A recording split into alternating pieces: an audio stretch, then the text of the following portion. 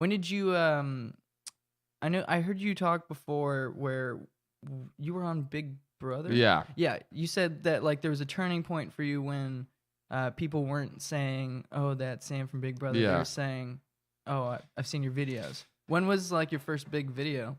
Um, well, I feel like the word viral pretty much means any video that goes out of your like subscriber base. So like my first video that went out of my subscriber base was like a cinnamon challenge. I probably had like Oh, I fucking what hated a those. decent amount less than 100,000 subscribers, and Uh-huh. I got like 300,000 plus views on it. Yeah. And for me, that was like, oh, okay, like something went, that went Right. somewhere. And then I started this kind of trend of these videos, which was like 10 things we do. And it would be like 10 things we do in bed, 10 things we do in the kitchen, Right. 10 things we do at school. And it was really an easy video to make because all I'd do is I'd go on my Facebook and I'd put a post that says, list 10 things list things below what you think we all do at school, Right. and then upvote ones that you relate to. Mhm. So then I just look at like the 10 most upvoted ones, and then I'd just make a video and I'd literally just repeat them things. They're and doing the kind work of, for you. Yeah, exactly. You were asking them to find the most relatable things Yeah, amongst themselves. exactly. And then make a video. And then at the beginning of the video, I'd say, if you do any of these things, like the video, and then the videos would have crazy high interaction, and I think that helped the video spread. And then videos start getting like millions of views, like between 1 and 5 million views, and that's gave me a Yeah. big boost. When I don't know the whole YouTube thing, like I had never gotten into it before, and my brother was so into it, it almost made me not want to be into YouTube. I was like, that's his fucking thing. Yeah. I don't know what that is. But for you specifically, was it just that YouTube was the platform that everyone was using, so it made more sense to? Well, there wasn't really any, like, when I first started doing YouTube shit, there wasn't really anyone posting content anywhere else. I mean, there's Vimeo, Mm-hmm.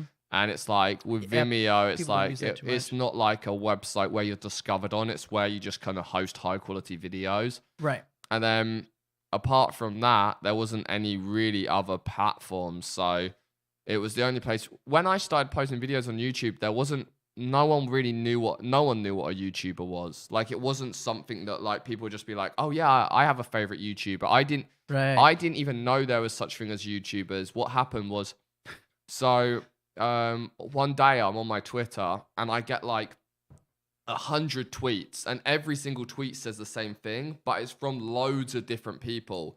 And it said like, Mr. Tino Forever wants to have a date with you. Watch his video here. And I was like, what the fuck's that? And I click on the video, and it's this gay dude who made YouTube videos.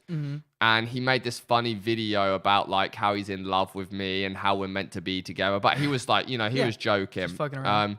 But he said at the very end, there's a click to tweet in the description, which is a link you can make where you click it and it pre-writes the tweet for them, and then all they have to do is click tweet. So I was like, Jesus, like he got that many fans to all like click and tweet this out. You know what I'm saying? Right. Which was pretty incredible. And I was like, how the fuck does he manage to have these people who care about him? Who is he?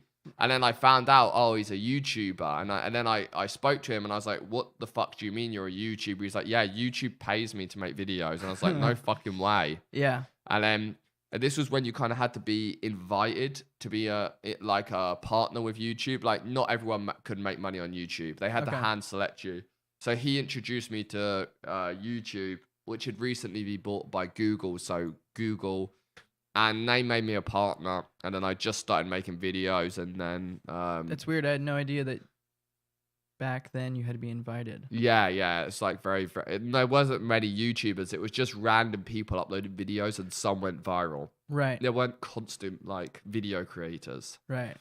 I'm sure there's like, I don't even know how many videos go up a second on YouTube. Like, there's so fucking many. Yeah. But when I first started getting into YouTube, it was just me watching those classic YouTube videos. Like, and when YouTubers started to become a thing, it felt so out of touch with me.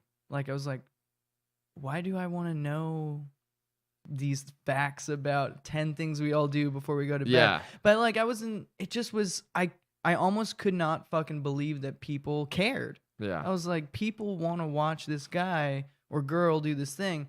But the truth is, YouTube is no different than like, or having a favorite YouTuber. It's just like having a favorite like actor or favorite band. Yeah. It's just you assign somebody your affection based on their work. Well, it actually makes even more sense, I think, to like a YouTuber than it does an actor. Because with a YouTuber, you actually have the chance to like them for actually who they are as a person. Like in a, like how you'd pick a friend almost. Right. But with an actor, you don't really know who that person is. You don't know what they do on a day-to-day. You don't know how they act. You don't know how they treat people. Mm-hmm. Especially when it comes to live streaming, you really get to gauge who someone really is because you get to see an intense amount of their life. Right. Like this is my 100th podcast, and there's over 100,000 hours of me talking on the internet. So people can definitely decide whether or not they like me through a wider catalog than just like 4 movies I've been in or something. And truth is, most people don't. I don't know. The more content somebody puts out, the higher chance they have to not like that person based on like what they do. So, I mean, do you have fans that you've had from the very beginning of your YouTube video days, or do they seem to like? So I do, out? Yeah, I do have some people that have watched me for a long periods of time. But I feel like either you have 2 options. You have to develop with the age change of your viewership, or you need to keep adapting for a younger audience or whatever audience ages that you want to have. Yeah, that's the part that kind of always seemed scam artisty to me, is when somebody becomes famous and then 10 years down the line they're still making videos for 10-year-olds or something.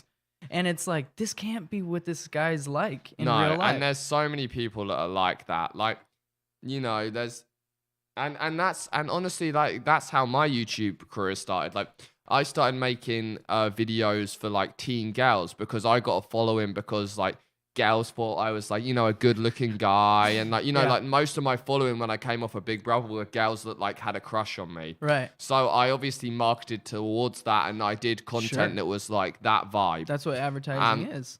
Yeah. And it worked really well. And they're like very, very loyal. They're the ones that spend the most money on merch and all this shit. You know, like that fangirl kind of is. But then after a while, I was like, this is so unfulfilling. Yeah. Like, I'm not being myself. I'm not being true to who I am. Like, I don't really enjoy making this. I'm not excited to make it's a new 10 things we can do video. Right. I'm so excited. Or like a new chubby bunny challenge video. Like, I don't care.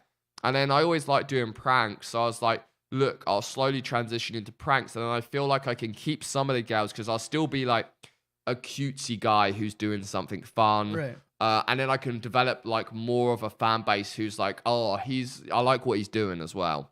Right. Because they didn't really care what I was doing before. They just wanted to watch me for watching me. So then I started doing the pranks, and then I transitioned a larger male audience.